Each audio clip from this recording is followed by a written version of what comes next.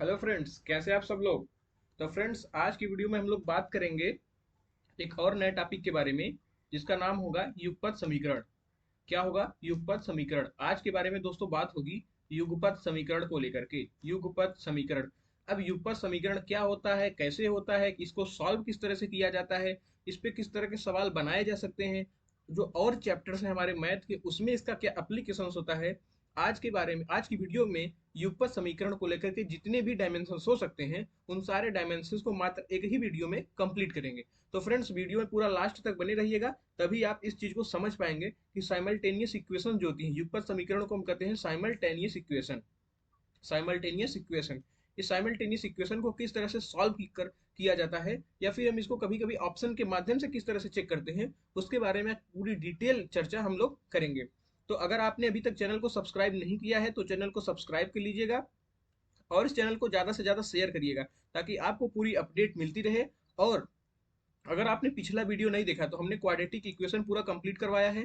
हमने factor theory जो होती है, फैक्टर थ्योरी गुणनखंड प्रमेय, हमने इसको पूरा कंप्लीट करवाया। तो अलजेब्रा का जो हमारा सिलेबस दिया गया है यूपी लेखपाल का, जो हमारा टारगेट है, ये हमारा टारगेट 19 जून का है।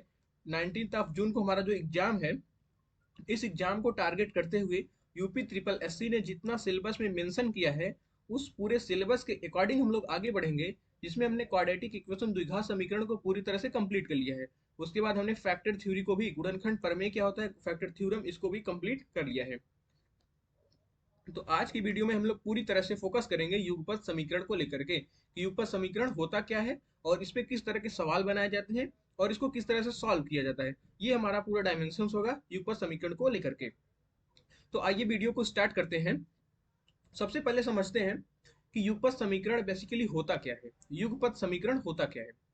अब आप थोड़ा सा डेफिनेशंस को देखिए। हालांकि ये डेफिनेशंस हमारे किसी काम का है ही नहीं, इस पर न तो कभी सवाल पूछे जाते हैं और न तो किसी काम का है। ये थोड़ा सा आप एक बार देख लीजिए कि एक से अधिक, ये चारों नहीं चर है, एक से अधिक चरों से, एक से अधिक चरों से युक्त एक से अधिक समीकरणों के समूह को युगपत समीकरण कहते हैं। अब सबसे पहले आपको पता होना चाहिए कि चर क्या होता है और अचर क्या होता है। चर क्या होता है और अचर क्या होता है। अगर ये आपको नहीं पता तो आप इसको समझ ही नहीं पाएंगे।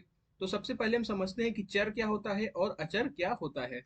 चर का मतलब कि इसकी वैल्यू, ये वेरिएबल्स इसको हम बोलते हैं, क्या, वेरिएबल्स। यानी कि ऐसा, ऐसी वैल्यू जैसे एक्स वाई, एक्स होता है, वाई होता है, जेड होता है, ए बी सी, तो इसको हम वेरिएबल्स बोलते हैं, क्योंकि ये बदलता रहता है। और चर का मतलब होता है कांस्टेंट, यानी कि जिसकी वैल्यू कांस्टेंट होगी, जिसकी वैल्यू नहीं बदलेगी। फॉर एग्जांपल, मैं एग्जांपल के माध्यम से आपको बताता हूँ। जैसे मैंने लिखा कि 2+5, 2+5 हमेशा क्या होगा, 7 के बराबर होगा। अब 2+5 हमेशा 7 के बराबर होगा, तो ये कांस्टेंट है। लेकिन अगर मैं यहाँ पे लिख देता हूँ x+y बराबर 7, तो आप x की वैल्यू यहाँ पे 4 भी ले सकते हैं, y की वैल्यू 3, 4+3 7। x की वैल्यू आप 6 ले सकते हैं, y की वैल्यू 1 ले सकते हैं। x की वैल्यू आप 2 ले सकते हैं, y की वैल्यू 5 ले सकते हैं।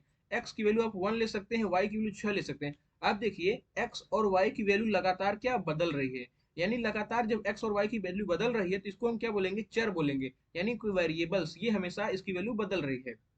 लेकिन यहाँ पे ये 2 3 4 5 6 जो होता है, 1 तो हमेशा 1 ही रहेगा, 2 हमेशा 2 ही रहेगा, 3 हमेशा 3 ही रहेगा, 3 कभी 4 नहीं होगा, ना तो 3 कभी 2 होगा।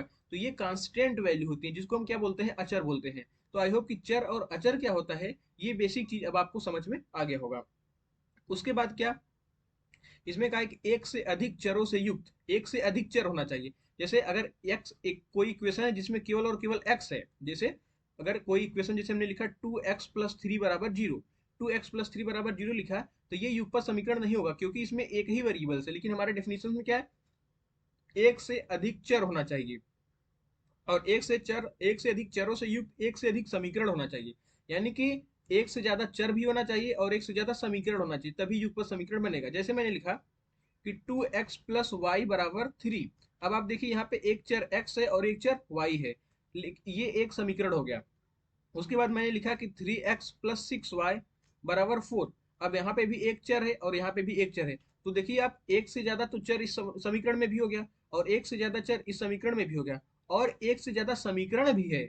तो उसी को कहते हैं युगपत समीकरण। अब ये देखिए, ये हो गया पूरा युगपत समीकरण।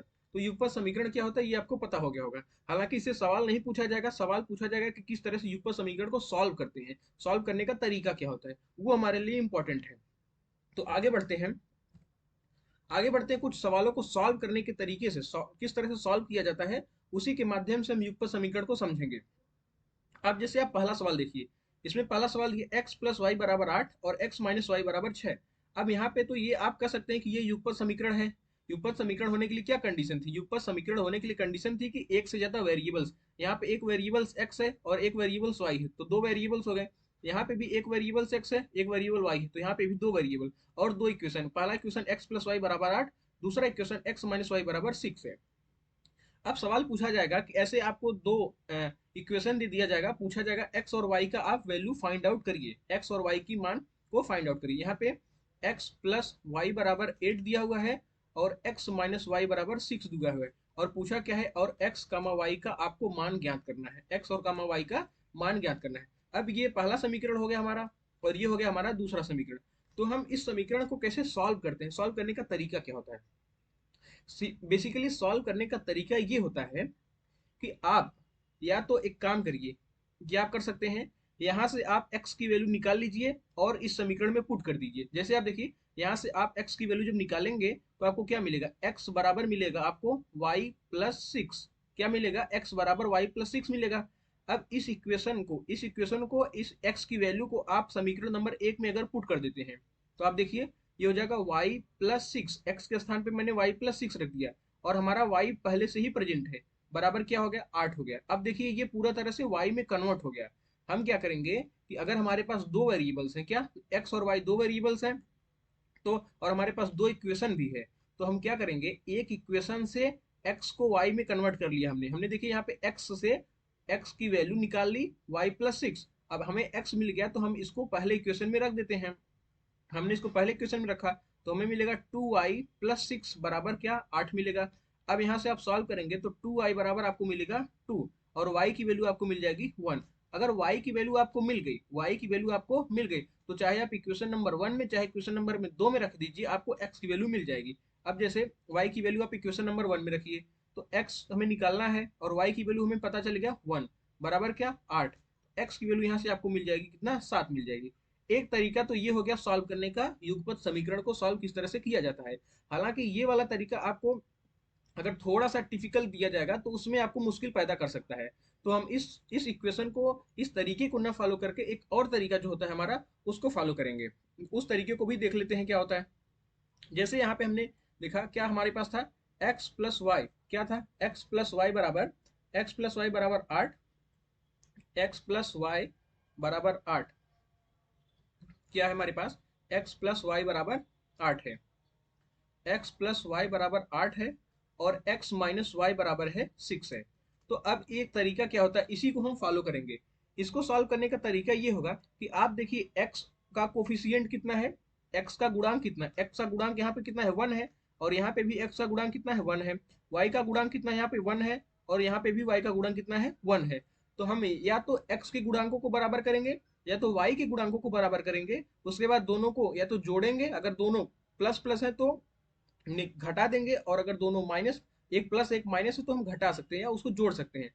तो कैसे, आप देखिए x का कोफिशियंट कितना है, 1 है, और यहाँ पे भी x का कोफिशियंट कितना है, 1 है। यहाँ पे y का कोफिशियंट कितना है, 1 है, और यहाँ पे y का कोफिशियंट कितना है, माइनस का 1 है। तो आप अगर इन दोनों इक्वेशन को आप ऐड कर देंगे, जब दोनों इक्वेशन को आप जोड़ेंगे तो ये x वाला और x वाला दोनों प्लस प्लस है तो ये दोनों ऐड हो जाएंगे, क्या 2x हो जाएगा। यहाँ पे प्लस का y है और यहाँ पे माइनस का y है, जब इन दोनों को ऐड करेंगे ये कितना हो जाएगा, ये पूरा जीरो हो जाएगा, प्लस वाई और माइनस वाई कैंसिल आउट हो जाएंगे, बराबर, और 8 और 6 कितना हो जाएगा, 14। तो x की वैल्यू आपको यहाँ से मिल जाएगी 7। जब एक वैल्यू मिल जाएगी, एक वेरिएबल्स की वैल्यू मिल गई, तो दूसरे वेरिएबल्स की वैल्यू निकालने के लिए आप इसी x को किसी समीकरण नंबर 1 या 2 में रख दीजिए। जब आप x की वैल्यू 7 रखेंगे, ये हो जाएगा 7 प्लस वाई बराबर 8, और y की वैल्यू आपको मिल जाएगी यहाँ से 1। तो इस तरह से x की वैल्यू कितनी है, x का y की वैल्यू कितनी मिल गई हमें, x की 7 और y की 1, ये हमारा आंसर हो जाएगा। तो हम युगपत समीकरण को कैसे सॉल्व करेंगे, युगपत समीकरण को सॉल्व करने के लिए या तो x के कोफिशिएंट को हम बराबर करेंगे या तो y के कोफिशिएंट को बराबर करेंगे। अब उसके बाद हम क्या करेंगे, उसके बाद हम या तो दोनों को प्लस करेंगे या दोनों को माइनस करेंगे, ताकि हमारा एक वेरिएबल्स हट जाए। यहाँ पे हमने क्या किया था, हमने क्या किया बेसिकली, y को हमने हटा दिया, y को हटा दिया, यहाँ पे प्लस वाई था, यहाँ पे माइनस वाई था, जब हम इसको जोड़ेंगे तो y हट गया, तो x में इक्वेशन बन गया। जब x में इक्वेशन बन गया तो आसानी से वैल्यू हम फाइंड आउट कर पाएंगे। अब और एग्जांपल देखिए, उसके बाद आपको समझ आएगा। जैसे एग्जांपल नंबर 2 आप देखिए, एग्जांपल नंबर 2 में क्या कहा गया, एग्जांपल नंबर 2 में कहा है कि 2x प्लस वाई बराबर है हमारे पास 6 और 4x प्लस 3y बराबर है 12। अब इस एग्जांपल के माध्यम से और क्लैरिटी आपको आ जाएगी। हमने क्या बताया कि आप किसी एक चर के कोफिशिएंट को आप बराबर करिए। जैसे आप देखिए, अगर यहाँ पे है y, y के कोफिशिएंट यहाँ पे कितना है 1 है, यहाँ पे है y, इसका कोफिशिएंट कितना है, इसका गुणांक कितना है 3 है। अगर आप इस इक्वेशन में 3 से मल्टीप्लाई कर देंगे, इस इक्वेशन में आप 3 से मल्टीप्लाई कर देंगे गुणांकों को बराबर करने के लिए, मान लीजिए कि आप कह रहे हैं मैं y के गुणांकों को बराबर करना चाहता हूँ, तो y के गुणांकों को बराबर करने के लिए आपको 3 से इसमें मल्टीप्लाई करना पड़ेगा। तो आप 3 से अगर इसमें मल्टीप्लाई कर दीजिए तो ये हो जाएगा 6x प्लस 3y बराबर कितना 18, यही हो जाएगा। अब आप देखिए, यहाँ पे भी है 3y और यहाँ पे भी है 3y। तो हमने क्या किया, एक चर का हमारा तरीका क्या होगा, एक चर के गुणांकों को आप कर दीजिए बराबर, एक चर के गुणांकों को आप बराबर कर दीजिए। तो हमने क्या किया, y के गुणांकों, y का जो y यहाँ पे हमारा चर है, इसका गुणांक 3 है, यहाँ पे पहले 1 था, तो हमने 3 से मल्टीप्लाई करके इस गुणा के गुणांक को और इसके गुणांक को बराबर कर दिया। अब अगर आप इस इक्वेशन को, अब इस इक्वेशन को, ये क्वेश्चन नंबर 1 और ये क्वेश्चन नंबर 2, अगर इन दोनों इक्वेशन को आप माइनस कर देंगे, इन दोनों इक्वेशन को आप घटा देंगे, तो घटाएंगे क्या मिलेगा, 6x में से 4x घटाएंगे तो आपको मिलेगा 2 का x, और यहाँ पे है प्लस का 3y और ये है प्लस का 3y। जब आप माइनस करेंगे तो ये प्लस का 3y और ये 3y कैंसिल हो जाएगा, तो आपको मिलेगा क्या, 0 बराबर 18 में से जब 12 को माइनस करेंगे तो आपको मिलेगा यहाँ पे 6। तो x की वैल्यू यहाँ से आपको क्या मिल जाएगी, x की वैल्यू आपको मिल जाएगी 3। x की वैल्यू अगर आपको मिल गई तो आप चाहे क्वेश्चन नंबर 1 में या चाहे क्वेश्चन नंबर 2 में किसी में भी आप रखेंगे तो आपको y की भी वैल्यू मिल जाएगी। जैसे x बराबर यहाँ पे हमारे पास 3 मिल गया, तो आप यहाँ पे x की वैल्यू 3 रख दीजिए, यहाँ पे आप x की वैल्यू 3 रखिए, तो 2 इंटू 3 प्लस का y बराबर क्या, 6। तो आपको ये हो जाएगा 6 प्लस वाई बराबर 6। तो y की वैल्यू यहाँ से आपको क्या मिल जाएगी, y की वैल्यू आपको 0 मिल जाएगी। x की वैल्यू हमें मिल गई 3 और y की वैल्यू मिल गई 0, तो ये हमारा 3 का 0, x 3 और y 0। तो हमने क्या किया, हमारा सॉल्व करने का तरीका क्या होगा, या तो हम x के कोफिशिएंट को बराबर करेंगे या तो y के कोफिशिएंट को बराबर करेंगे। अगर मान लीजिए कि कोई स्टूडेंट्स कहते हैं कि आप x के कोफिशिएंट को बराबर करके सॉल्व करिए, तो हम क्या करेंगे, यहाँ पे 2x है, यहाँ पे 4x है, अगर मैं इसमें 2 से मल्टीप्लाई कर दूंगा इस वाले इक्वेशन में, ये 4x हो जाएगा और यहाँ पे 2y बराबर 12 हो जाएगा। उसके बाद यहाँ पे 4x प्लस 3y बराबर 12। अब यहाँ पे 4x हो गया, यहाँ पे भी 4x हो गया, दोनों का कोफिशिएंट बराबर हो गया। तो हम इस तरह से भी सॉल्व कर सकते हैं। जैसे मैं इसी को x का कोफिशिएंट अगर कहता है कोई बराबर करके सॉल्व करिए, तो मैं इसको सॉल्व करता हूँ, x का कोफिशिएंट बराबर करके किस तरह से सॉल्व किया जाएगा। आप देखिए x का कोफिशिएंट बराबर करके किस तरह से सॉल्व होगा। यहाँ पे मैं बता देता हूँ, हमारा इक्वेशन क्या था, 2x प्लस वाई कितना था, 2x प्लस वाई बराबर 6 और 4x प्लस 3y बराबर 12। 2x plus Y, 2x plus Y बराबर 2x प्लस वाई बराबर 6, 2x प्लस वाई बराबर 6, 4x प्लस 3y बराबर है हमारे पास 12। अब मैंने वहां पे y का कोफिशिएंट बराबर करके सॉल्व किया था। अब कोई कह रहा है कि आप x के कोफिशिएंट को बराबर करके आप सॉल्व करिए, तो हम x का कोफिशिएंट बराबर करने के लिए क्या करेंगे, इसमें 2 से मल्टीप्लाई करेंगे, तभी तो ये x का गुणांक बराबर होगा, क्योंकि यहाँ पे 2x है, यहाँ पे 4x है। हमारा तरीका क्या होगा कि किसी एक के कोफिशिएंट को हम बराबर करेंगे। यहाँ पे हमारा 2x है, यहाँ पे हमारा 4x है, तो हमने इस पूरे समीकरण में 2 से मल्टीप्लाई कर दिया। जब 2 से मल्टीप्लाई करेंगे तो यहाँ पे मिल जाएगा कितना, 4x प्लस का 2y बराबर कितने 12 मिल जाएगा। अब आप देखिए, ये 4x प्लस 2y बराबर 12 है और यहाँ पे है 4x प्लस 3y बराबर 12। अगर मैं इस समीकरण को इस समीकरण में से माइनस कर देता हूँ, यहाँ पे है 4x प्लस 3y बराबर 12 और पहला ये इक्वेशन नंबर 2 है और ये इक्वेशन नंबर 1, तो 4x प्लस 2y बराबर 12, ये इक्वेशन नंबर 1। अगर मैं इन दोनों को माइनस कर देता हूँ, ये माइनस और ये माइनस, तो ये 4x प्लस का और माइनस का 4x कैंसिल आउट हो जाएगा, ये 3y में से 2y जाएगा तो y बचेगा, और 12 में से 12 जाएगा तो यहाँ पे 0 बचेगा। तो y की वैल्यू हमें क्या मिल गई, 0। जब एक वेरिएबल्स की वैल्यू मिल जाएगी तो दूसरे वेरिएबल्स की वैल्यू निकालने के लिए आप किसी एक इक्वेशन में इसकी वैल्यू पुट कर दीजिएगा। यहाँ पे हमें मिल गया y बराबर 0। अब या तो चाहे इक्वेशन नंबर 1 में आप रखिए या इक्वेशन नंबर 2 में रखिए, आपको x की वैल्यू मिल जाएगी। जैसे y बराबर यहाँ पे 0 है तो हमने इस इक्वेशन में रख दिया कितना, 4x प्लस 3y बराबर 12 है। 4x प्लस 3y बराबर हमारे पास कितना, 12 है। अब यहाँ पे मैं इस इक्वेशन में y की वैल्यू 0 पुट कर देता हूँ। जब मैं इस इक्वेशन में y की वैल्यू 0 पुट करूंगा तो ये हो जाएगा 4x और ये पूरा 0 हो जाएगा बराबर का 12। तो x की वैल्यू यहाँ से आपको मिल जाएगी 3। तो आप देखिए 3 का 0 यहाँ पे भी आ रहा है, x की वैल्यू यहाँ पे भी 3 और y की वैल्यू 0। जब हमने y के कोफिशिएंट को बराबर किया था वहां पे भी हमारी वैल्यू आ रही थी, x की वैल्यू 3 और y की वैल्यू 0। तो किसी भी तरीके से आप इसको सॉल्व कर सकते हैं। अब जैसे आप ये वाला इक्वेशन देखिए, 2x प्लस वाई बराबर 8 है और x प्लस वाई बराबर है 4। अब इसको सॉल्व करने के लिए क्या करेंगे, आप देखेंगे कि यहाँ पे y का कोफिशिएंट 1 है, यहाँ पे भी y का कोफिशिएंट 1 है। दोनों का कोफिशिएंट क्या है, बराबर है। अब दोनों का कोफिशिएंट बराबर है तो कुछ मल्टीप्लाई मत करिए, आप सीधे इसको माइनस कर दीजिए। जब आप इन दोनों को माइनस करेंगे, इस इक्वेशन को और इस इक्वेशन को माइनस करेंगे, तो 2x में से x घटेगा तो कितना बचेगा, x बचेगा। और y ये प्लस का है, ये भी प्लस का है। जब माइनस करेंगे, यहाँ पे माइनस, यहाँ पे भी माइनस, यहाँ पे माइनस, ये प्लस माइनस वाई और प्लस वाई कैंसिल आउट हो जाएगा तो आपको मिलेगा 0 बराबर 8 में से 4 घटाएंगे तो आपको मिलेगा 4। तो x की वैल्यू यहाँ से आपको मिल जाएगी 4। अब हमने बताया कि अगर x की वैल्यू मिल गई, आपको y निकालना है, तो चाहे इस इक्वेशन में चाहे इस इक्वेशन में x की वैल्यू आप पुट कर दीजिए। तो मैं इक्वेशन नंबर 2 में मान लीजिए पुट करता हूँ x की वैल्यू 4, तो ये हो जाएगा 4 प्लस वाई बराबर का 4। तो y की वैल्यू आपको यहाँ से कितना मिल जाएगा, y की वैल्यू आपको मिल जाएगा 0। तो x की वैल्यू 4 और y की वैल्यू 0। तो इस तरह से युगपत समीकरण को हम सॉल्व करेंगे। अब और कुछ और सवाल होते हैं, उसको भी समझ लेते हैं, उसको किस तरह से सॉल्व करना है। अब जैसे आप देखिए यहाँ पे क्या पूछा, ये पूछा है कि x प्लस वाई का आप मान बताइए। एक समीकरण ये दिया है, ये एक समीकरण ये दिया है। इन दोनों समीकरण को सॉल्व करिए। इन दोनों समीकरण को सॉल्व करके x और y का मान निकालिए। उसके बाद आप x प्लस वाई की वैल्यू बताइए क्या होगा।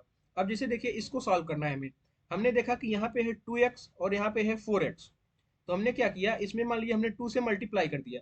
जब मैं इसमें 2 से मल्टीप्लाई करूंगा तो ये भी 4x हो जाएगा और ये 4x ऑलरेडी है।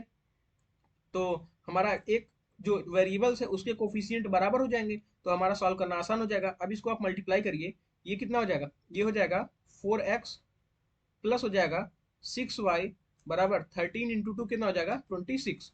अब उसके बाद ये है 4x माइनस का y बराबर है 5। ध्यान से प्लस और माइनस में अगर आप गलती कर जाएंगे तो ये आंसर आपका नहीं आएगा। अब आप क्या करिए कि आप इन दोनों समीकरण को घटा दीजिए। क्या, इन दोनों समीकरणों को घटाएंगे। जब घटाएंगे तो यहाँ पे माइनस हो जाएगा और ये माइनस यहाँ पे है तो ये प्लस हो जाएगा और यहाँ पे माइनस। तो आप इसको माइनस का 4x और प्लस का 4x कैंसिल आउट हो जाएगा। ये प्लस का 6y है और ये y है, ये हो जाएगा 7y बराबर। जब इसमें से आप माइनस करेंगे 26 में से 5 तो आपको कितना मिलेगा, 31 मिलेगा। तो यहाँ से y की वैल्यू कितनी आएगी, y की वैल्यू आपको मिल जाएगी 3। अगर y की वैल्यू 3 है तो आप किसी भी इक्वेशन में पुट करके x की वैल्यू आप निकाल सकते हैं। जैसे मान लीजिए मैंने इक्वेशन नंबर 2 में पुट किया, 4x माइनस y की वैल्यू कितना 3 बराबर का 5, ये हो जाएगा 4x बराबर का 8। x की वैल्यू आपको मिल जाएगी यहाँ से 2। अब आप देखिए x की वैल्यू आपको मिल गई 2 और y की वैल्यू आपको मिल गई 3। और हमें पूछा क्या है, x प्लस वाई। अब बताइए तो x प्लस वाई कितना होगा, x प्लस वाई कितना होगा, 3 और 2 5। तो x प्लस वाई की वैल्यू हमारी आ गई 5। अगर यहाँ पे किसी को साइन में कंफ्यूजन होता है, अगर यहाँ पे किसी को साइन को चेंज करने में कंफ्यूजन होता है, तो आप सिंपल इस तरह के घटाने को कैसे करिएगा। आप देखिए जहाँ पे आपको प्लस दिखे, जहाँ पे आपको प्लस दिखे वहां पे आप माइनस करिएगा, जहाँ पे माइनस दिखे आप वहां पे प्लस करिएगा। यहाँ पे हमें प्लस दिखा हमने माइनस किया, यहाँ पे माइनस दिखा हमने प्लस किया, यहाँ पे प्लस हमने यहाँ पे माइनस कर दिया। अब ये प्लस का 4x और माइनस का 4x कैंसिल आउट हो जाएगा तो हमें ये 0 मिलेगा। यहाँ पे प्लस 6y है और यहाँ पे अब प्लस y हो गया। प्लस का 6y और प्लस का y 7y और 26 में से 5 जब घटाएंगे तो 21 बचेगा। तो इस तरह से आप y की वैल्यू यहाँ से निकाल सकते हैं। और ठीक इसी तरह से ये वाला इक्वेशन अब आपको खुद से सॉल्व करना है और उस कमेंट बॉक्स में कमेंट करके इसका आंसर आपको बताना है कि इसका आंसर x और y की वैल्यू क्या आएगी। पहले आप दोनों को सॉल्व करके x और y की वैल्यू निकालेंगे, उसके बाद x प्लस वाई को फाइंड आउट करेंगे। तो इस तरह से हम युगपत समीकरण जो साइमल्टेनियस इक्वेशंस होता है उसको सॉल्व करेंगे। साइमल्टेनियस युगपत समीकरण को सॉल्व करने का ये तरीका होगा। अब कुछ और सवाल देखते हैं, उसमें क्या है कि युगपत समीकरण का जो एप्लीकेशन होता है, युगपत समीकरण का जो हमारा एप्लीकेशन होता है वो कई सारे चैप्टर्स में रहता है। तो कभी कभी क्या होता है कि नाम तो दिया है युगपत समीकरण, लेकिन उसका एप्लीकेशन कई और चैप्टर में पूछ लिया जाएगा। जैसे ये वाला आप सवाल देखिए, अगर आप भिन्नों का जोड़ भिन्नों का घटाना वाला चैप्टर पढ़ेंगे तो उसमें भी इस टाइप के सवाल मिल जाएंगे। तो अगर युगपत समीकरण सिलेबस में दिया गया है तो उसका जितना भी एप्लीकेशन हो सकता है, जितने सारे चैप्टर्स में एप्लीकेशन हो सकता है उसको हम सारे चीजों को देखेंगे, ताकि हम ये ना कर सके कि आउट ऑफ सिलेबस एग्जाम से सवाल पूछा गया। अगर युगपत समीकरण सिलेबस में मेंशन है तो वो किसी भी चैप्टर में युगपत समीकरण का कंसेप्ट डाल सकते हैं। अब जैसे आप ये देखिए, ये प्योर युगपत समीकरण का कंसेप्ट नहीं है, ये भिन्न भिन्न का भी कंसेप्ट है इसमें। तो हमने स्टार्टिंग में ही बताया था आपको, सवाल अच्छा वही होता है जिसमें दो तीन चैप्टर को कंपाइल करके, दो तीन चैप्टर को मिक्स करके बनाया जाता है। तो वो क्या करेंगे कि एक साथ में दो तीन चैप्टर को टेस्ट करेंगे। तो 25 सवाल पूछा जाएगा और हमारे पास 30-35 चैप्टर हैं, तो क्या करेंगे, दो तीन चैप्टर को मिक्स करके एक सवाल बनाएंगे और उसके बाद आपका पूरा मैथ टेस्ट करेंगे। जैसे आप इस सवाल को देखिए, अब एक बार इसको देखने के बाद लगेगा कि ये तो भिन्न का सवाल है, लेकिन बेसिकली ये युगपत समीकरण का भी इसमें कंसेप्ट है, इसीलिए हमने लिया है ताकि आपको किसी भी प्रकार की समस्या का सामना न करना पड़े। अब जैसे आप देखिए, इसमें क्या करा है कि यदि किसी भिन्न के हर में एक जोड़ दिया जाए तो वह 1/2 के बराबर हो जाती है। और मैंने ऑप्शन इसमें इसलिए नहीं दिया है ताकि आप इसका खुद आंसर पहले निकालें, नहीं तो आप ऑप्शन चेक करके तो आंसर आसानी से फाइंड आउट कर सकते हैं। लेकिन बेसिकली हमारा ये तरीका होगा कि हम पहले आंसर को फाइंड करें, यानी कि दोनों तरीके हमें पता हो, एग्जाम में जो हमारे लिए जल्दी सुटेबल होगा, जिससे हम जल्दी आंसर निकाल सकते हैं, उस तरीके को हम यूज करेंगे। लेकिन यहाँ पे हम सीख रहे हैं पहले, तो इसलिए हम पहले बेसिक तरीके से पूरा प्रोसेस फॉलो करके आंसर तक पहुंचेंगे।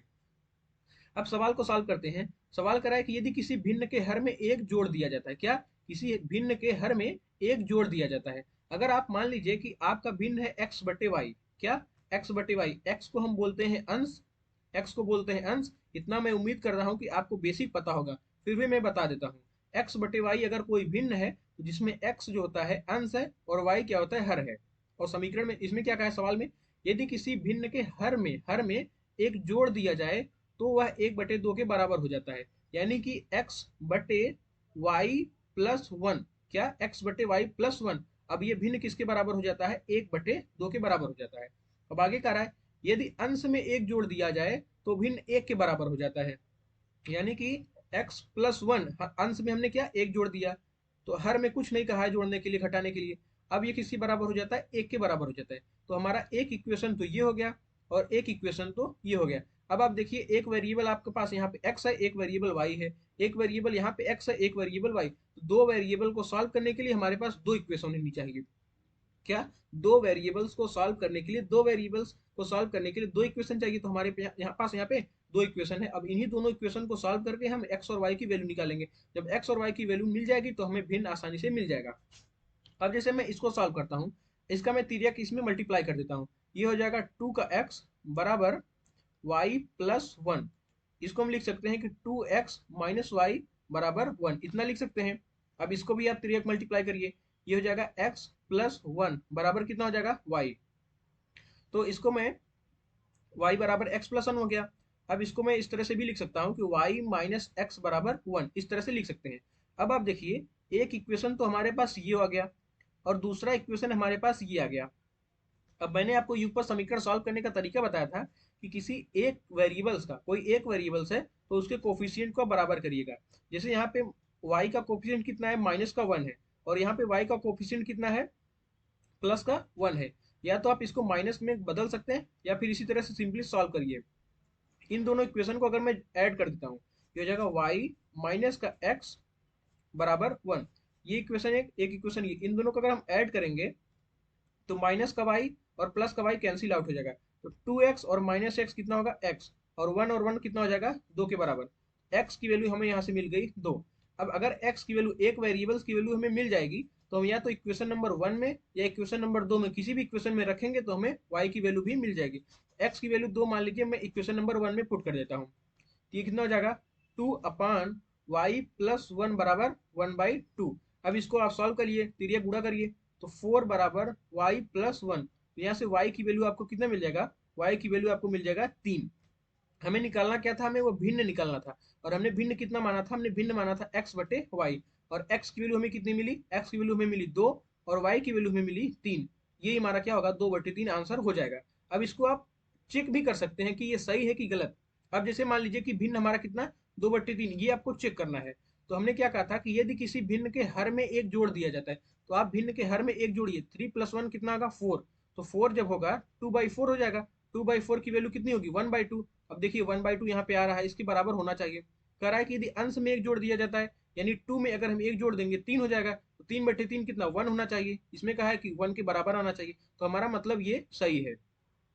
तो आप जिस तरह से सवाल में कहा गया है उसी तरह से आगे बढ़ते हुए चले जाइए। ये आप देखिए कि भिन्न का कंसेप्ट यानी अंश और हर का भी कंसेप्ट इसमें है, लेकिन युगपत समीकरण का भी कंसेप्ट है। तो अच्छे सवालों को बनाते हैं एग्जामिनर इसी तरह से कि एक साथ कई चैप्टर को हम टेस्ट कर पाए। अब इसी तरह से अगला सवाल हम देखते हैं। अगला सवाल किस तरह से सॉल्व होगा। अब जैसे आप देखिए, इसमें कहा है कि आपको वह भिन्न बताना है जिसके अंश में यदि एक घटा दिया जाए, एक घटा दिया जाए तो उसका मान 2/3 हो जाता है, और अगर उसके हर में 4 जोड़ दिया जाए तो उसका मान 1/2 हो जाता है। तो भिन्न बताइए। अब आप क्या करेंगे, इस तरह के सवालों को सॉल्व करने के लिए सबसे पहले आप मान लीजिए कि कोई भिन्न x/y। हमने क्या मान लिया कि कोई भिन्न x/y है। अब कह रहा है कि अंश में यदि एक घटा दिया जाता है, तो हम क्या करेंगे, अंश में एक घटा देंगे, और y हर में कुछ नहीं कहा है करने के लिए, अंश में एक घटा दीजिए तो उसका मान 2/3। अब इसका मान कितना हो गया 2/3। आगे कहा है यदि उसके हर में 4 जोड़ दिया जाता है। अब x/y का, y में क्या 4 जोड़ दिया, हर में 4 जोड़ दिया जाता है, तो उसकी वैल्यू कितनी हो जाती है 1/2। अब आप देखिए एक समीकरण ये मिल गया आपको, एक समीकरण ये मिल गया। अब इसी को सॉल्व करके आप x और y की वैल्यू निकाल सकते हैं। अब इसको सॉल्व करिए, ये हो जाएगा 3x माइनस का 3 बराबर होगा 2y के बराबर। तो यहाँ से हो जाएगा 3x माइनस का 2y बराबर 3। ये कितना होगा, ये होगा 2x बराबर क्या होगा y+4। ये इतना गया। अब इसको आप लिख सकते हैं 2x माइनस वाई बराबर 4, इतना लिख सकते हैं। ये मान लीजिए एक समीकरण ये हो गया आपका, और ये एक समीकरण ये हो गया। अब इन दोनों समीकरण को, अब ये देखिए युगपत समीकरण में कन्वर्ट हो गया। अब युगपत समीकरण जो में कन्वर्ट हो गया, तो अब युगपत समीकरण को सॉल्व करना अब आपको पता ही है। तो आप यहाँ पे क्या करिए, जैसे यहाँ पे देखिए y का कोफिशिएंट में -1 है, और यहाँ पे कितना है 2 है, तो आप इसमें सिंपल 2 से मल्टीप्लाई कर दीजिए। 2 से मल्टीप्लाई करेंगे, ये हो जाएगा 4x माइनस का 2y बराबर कितना हो जाएगा 8 हो जाएगा। अब ये वाला समीकरण और ये वाला समीकरण को अगर एक दूसरे को आप माइनस कर देंगे, तो y यहाँ से कैंसिल हो जाएगा। जब y कैंसिल हो जाएगा तो x की वैल्यू आपको मिल जाएगी। जैसे देखिए इक्वेशन ये हमारा 4x माइनस का 2y बराबर है 8 है, और यहाँ पे क्या है 3x माइनस का 2y बराबर है यहाँ पे 3 है। अब देखिए इसका कोफिशिएंट -2 है, इसका भी कोफिशिएंट -2 है। इन दोनों समीकरण को हम माइनस कर देते हैं। यहाँ पे माइनस हो जाएगा, यहाँ पे माइनस है तो प्लस हो जाएगा, और यहाँ पे माइनस। अब देखिए ये 2y नेगेटिव का है और ये 2y पॉजिटिव का है, तो ये कैंसिल आउट हो जाएगा। अब 4x में से 3x घटाएंगे तो आपको मिलेगा x, और 8 में से 3 घटाएंगे तो आपको मिलेगा 5। x की वैल्यू आपको यहाँ से कितना मिल गया 5 मिल गया। जब x की वैल्यू 5 मिल गया आपको, तो या तो आप समीकरण नंबर 1 में रखिए या तो समीकरण नंबर 2 में रखिए, आपको y की वैल्यू मिल जाएगी। जैसे मान लीजिए x बराबर 5 है, तो हम इसको समीकरण नंबर 1 में रख देते हैं। ये x की वैल्यू कितना है हमारे पास 5, ये हो जाएगा 3 × 5 माइनस का 2y बराबर का 3। तो 5 3 15, 15 माइनस का 2y बराबर 3। ये कितना हो जाएगा, 2y उधर जाएगा तो पॉजिटिव हो जाएगा, और 3 इधर आएगा तो नेगेटिव हो जाएगा। तो 15 में से 3 घटाएंगे तो आपको मिलेगा 12, 12 बराबर 2y, और y की वैल्यू यहाँ से आपको मिल जाएगी 6। तो x की वैल्यू आपको मिला कितना 5, और y की वैल्यू मिला कितना 6। और हमारा हमने भिन्न कितना माना था x/y, ये भिन्न हमारा कितना हो जाएगा 5/6। ये हमारा भिन्न हो जाएगा। अब आप इसको भी चेक कर सकते हैं कैसे, वह भिन्न बताइए जिसके अंश में यदि एक घटा दिया जाए तो उसका मान 2/3 हो जाता है। अगर इस अंश में आप एक घटा देंगे तो कितना बचेगा 4, 4/6 हो जाएगा पूरा भिन्न। 4/6 को हम क्या लिख सकते हैं 2/3 ही लिख सकते हैं, तो 2/3 आ रहा है। फिर कह रहा है यदि उसके हर में 4 जोड़ दिया जाए, यानी कि हर में 6 में आप 4 जोड़ देंगे तो आपको मिलेगा 10, तो ये पूरा हो जाएगा 5/10। अब 5/10 की वैल्यू कितनी होती है 1/2। आप देखिए 1/2 भी आ रहा है। इसका मतलब ये जो हमने भिन्न, ये हमने जो इक्वेशन सॉल्व किया है ये हमारा सही है। तो इस तरह से युगपत समीकरण का कंसेप्ट और भिन्न का कंसेप्ट दोनों मिक्स करके सवाल को पूछा जा सकता है। अब आगे बढ़ते हैं। ये सवाल में जब ज्योमेट्री पढ़ाऊंगा तब उसमें हम सॉल्व करेंगे, इसको अभी सॉल्व नहीं करेंगे। अब ये लास्ट सवाल है आज का हमारा। इसमें क्या कहा है, इसमें कहा है कि दो संख्याओं का योगफल कितना है 5760। अब देखिए नंबर सिस्टम का भी कंसेप्ट है, नंबर सिस्टम का जो चैप्टर है उस नंबर सिस्टम में भी युगपत समीकरण का कंसेप्ट है। तो उस समीकरण में युगपत समीकरण और नंबर सिस्टम को भी मिक्स करके सवाल पूछा जा सकता है। जैसे यहाँ पे देखिए सवाल में कहा है कि दो संख्याओं का योगफल 5760 है, उसमें उनका अंतर बड़ी संख्या के एक तिहाई के बराबर है। अब मान लीजिए कि पहली संख्या मान लेते हैं x और इस संख्या को हम मान लिया बड़ी संख्या है। क्या हमने x को मान लिया ये बड़ी संख्या है। उसके बाद एक दूसरी संख्या हमने मान लिया y और ये संख्या हमारी छोटी संख्या है। अब कह रहा है कि दो संख्याओं का योगफल 5760 है, यानी x प्लस वाई की वैल्यू आपको दे रखा है सवाल में 5760। उसके बाद कह रहा है कि उनका अंतर यानी x और y का अंतर बड़ी संख्या के एक तिहाई के बराबर है। तो x और y का जो अंतर है बड़ी संख्या के एक तिहाई के बराबर, बड़ी संख्या x है और इसका एक तिहाई 1/3। तो ये हमारा, आप देखिए एक समीकरण हमें ये मिल गया और एक समीकरण हमें ये मिल गया। इन दोनों समीकरण को अगर हम सॉल्व कर लेंगे तो यहाँ से हमारा x और y की वैल्यू मिल जाएगा। और पूछा हमारा है बड़ी संख्या, यानी x को हम अगर निकाल लेंगे तो हमारा आंसर आ जाएगा। अब देखिए इसको किस तरह सॉल्व करेंगे। इसको हम समीकरण नंबर 2 को और थोड़ा सा सिंप्लीफाई करते हैं। x माइनस वाई बराबर ये हो जाएगा x डिवाइडेड बाई 3। अब आप देखिए अगर आप x ये पूरा टर्म इस साइड लाते हैं लेफ्ट हैंड साइड में और y को इस साइड भेज देते हैं तो ये हो जाएगा x माइनस एक्स बटे 3 बराबर कितना y। अब जब इसको सॉल्व करेंगे तो 3x माइनस एक्स कितना 2x बटे 3 बराबर आपको मिल गया y। यहाँ से आपको 2x बटे 3 बराबर मिल गया y। तो ये कितना हो जाएगा 2x बराबर हो जाएगा ये 3y, या आप इसको लिख सकते हैं 2x माइनस 3y बराबर 0। और हमारे पास पहले से पता है x प्लस वाई बराबर 5760। अब देखिए x प्लस वाई बराबर है 5760। एक इक्वेशन है हमारे पास 2x माइनस का 3y बराबर है 0। अब देखिए आप एक समीकरण ये और एक समीकरण ये, दो समीकरण दो वेरिएबल्स, अब इसको आप आसानी से सॉल्व कर पाएंगे। जैसे मान लीजिए कि इसके कोफिशिएंट को हमें बराबर करना है या इसके कोफिशिएंट को बराबर करना है, तो इसके लिए हम क्या करेंगे, इसमें 2 से मल्टीप्लाई करेंगे या तो मैं इसमें 3 से मल्टीप्लाई कर देता हूँ। मान लीजिए कि मैंने इसमें 3 से मल्टीप्लाई कर दिया। जब हम इसमें 3 से मल्टीप्लाई करेंगे ये पूरा किस में कन्वर्ट हो जाएगा, ये हो जाएगा हमारा 3x प्लस हो जाएगा ये पूरा 3y बराबर कितना हो जाएगा 5760 में। अब 3 से मल्टीप्लाई कर दीजिए, 3 का गुणा 0 में करेंगे तो 0, 3 छक्कम 18, 8 हासिल हमारा 1 हो जाएगा, 3 सत्ते 21, 21 1 22 और 3 पचे 15, 15 2 17। ये हो जाएगा 17,280। अब इस समीकरण को और इस समीकरण को अगर आप ऐड कर देते हैं, ऐड करेंगे ये 3y और 3y कैंसिल आउट हो जाएगा और ये 3x और 2x कितना हो जाएगा 5 का x बराबर यहाँ पे 17,280। इसमें जब जीरो को ऐड करेंगे तो यही आएगा। और यहाँ से आप x की वैल्यू निकाल सकते हैं कितना, इसको जब डिवाइड करेंगे आप तो 5 3 15 और ये हो जाएगा 5 चौकम 20, ये हो जाएगा 28 पूरा, तो 5 पचे 25 और 5 छक्कम 30। x की वैल्यू आपको मिल जाएगी 3456। और हमें पूछा क्या है, हमें बड़ी संख्या निकालनी है, तो हमने x को ही बड़ी संख्या में x को ही हमने बड़ी संख्या माना था। जब x को बड़ी संख्या माना था तो x ही हमारा क्या होगा आंसर। आंसर कौन सा हो जाएगा हमारा 1 करेक्ट हो जाएगा। अगर आपसे पूछा जाता है छोटी संख्या तो x की वैल्यू को आप चाहे समीकरण नंबर 1 में चाहे समीकरण नंबर 2 में किसी में भी रखेंगे तो y की वैल्यू आपको आसानी से मिल जाएगी। लेकिन हमें पूछा था बड़ी संख्या तो हम बड़ी संख्या यहाँ से आसानी से निकाल पाते हैं। तो फ्रेंड्स आज की वीडियो में हमने देखा कि किस तरह से युगपत समीकरण को सॉल्व किया जाता है, साइमल्टेनियस जो इक्वेशंस होते हैं उसको किस तरह से सॉल्व किया जाता है। और आप देखिए कि ये युगपत समीकरण कंसेप्ट तो एक छोटा सा ही है लेकिन इसके एप्लीकेशंस कई सारे चैप्टर्स में हैं। तो अगर इस तरह के एप्लीकेशंस युगपत समीकरण के कंसेप्ट अगर उसमें पूछ भी लिया जाता है, जैसे आपका जो सिलेबस पूरा मैथ्स का दिया हुआ है उस पूरे सिलेबस में कहीं भी ये नहीं लिखा है, उस पूरे सिलेबस में कहीं आयु के बारे में जो सवाल पूछा जाता है, आयु के बारे में जो सवाल पूछा जाता है उसको इस सिलेबस में मेंशन नहीं किया गया है। लेकिन अगर आयु के सवाल में ये युगपत समीकरण का कंसेप्ट दे देता है तो आप किसी तरह से कंप्लेन नहीं कर सकते ये हमारे आउट ऑफ सिलेबस है, क्योंकि युगपत समीकरण का कंसेप्ट दिया हुआ है और युगपत समीकरण का कंसेप्ट कई सारे चैप्टर्स में उसका एप्लीकेशन है। तो कहीं से भी सवाल पूछा जा सकता है। इसका मतलब ये नहीं कि युगपत समीकरण सिंपल दे दिया है अगर सिलेबस में तो बस आपको 2x प्लस वाई बराबर 0 या 3x प्लस 6 बराबर 5 इसी तरह के सवाल को आप सॉल्व करके बस इसी तरह का सवाल नहीं पूछा जाएगा। ये किसी भी चैप्टर में इसको अप्लाई करने के लिए दिया जा सकता है। तो आपको हमेशा तैयार रहना है कि कहीं भी अगर युगपत समीकरण का कंसेप्ट आएगा तो उसको आपको सॉल्व कर लेना है। तो फ्रेंड्स आज की वीडियो में हमने इस युगपत समीकरण के पूरे कंसेप्ट को देखा कि किस तरह से युगपत समीकरण को सॉल्व करते हैं। तो आई होप कि ये अब आपको पूरी तरह से समझ में आ गया होगा।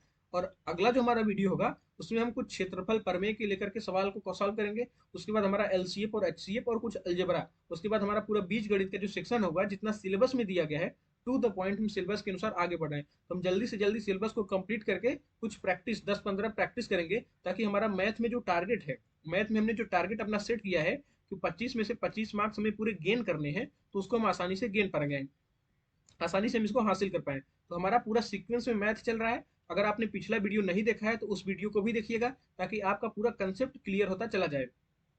अगर अपने चैनल को अभी तक भी नहीं सब्सक्राइब किया तो इसको सब्सक्राइब कर लीजिएगा और ज़्यादा से ज़्यादा शेयर करिएगा, ताकि आपको पूरी तरह से आपकी पूरी पूरी जो तैयारी है वो आसानी से और एक यूनिक तरीके से एक सीक्वेंस में हम लोग कंप्लीट कर सकें।